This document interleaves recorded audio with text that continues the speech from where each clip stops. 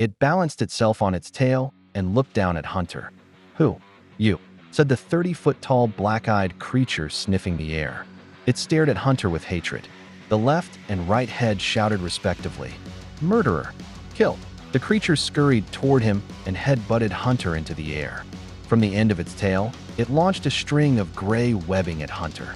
Hunter stopped his ascent, his eyes glowing orange. A tiny flame appeared around his middle finger, and he curled it underneath his thumb. Hunter flicked his finger, and he unleashed a huge flame arrow that turned the web to ash and pinned the creature's tail to the ground. The snake spider let out a yell of pain as the flames of the arrow consumed it. Hunter landed with a barrel roll to his feet and stared at the anguished beast. "It's time to end this." Hunter formed two flame swords in his hands and sprinted toward the creature.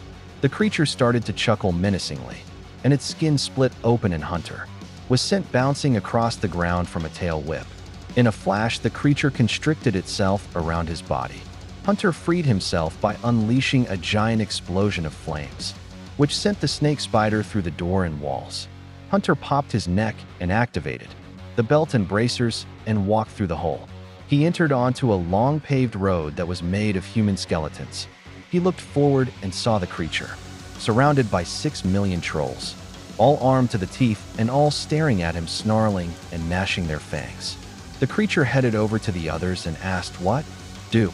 Hunter smirked and slammed his hands on the ground, causing a giant explosion of steam to erupt from the ground. The steam died down, revealing gold statues of every troll. Hunter stood up and jumped over the statues. He landed in a squat on the other side and continued to walk.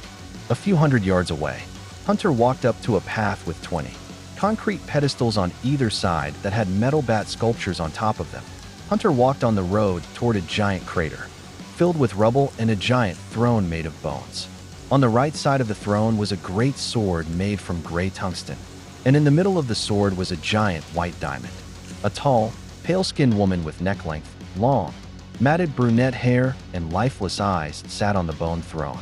She looked to be in her late 20s and was clad torso to toe in tungsten armor. She spotted Hunter. She gripped the hilt of her blade. The diamond lit up, and she stood up. "So," she asked, "are you to blame for killing my comrades?" Hunter nodded, and with great speed, she unleashed a giant vertical slash toward him. He jumped up and landed in the crater and aimed a finger gun at her. He unleashed a fire hose blast of water at her. The water hit her in the chest, knocking her into the throne. 200,000 blocks of cement levitated from the ground and were launched at her in the blink of an eye.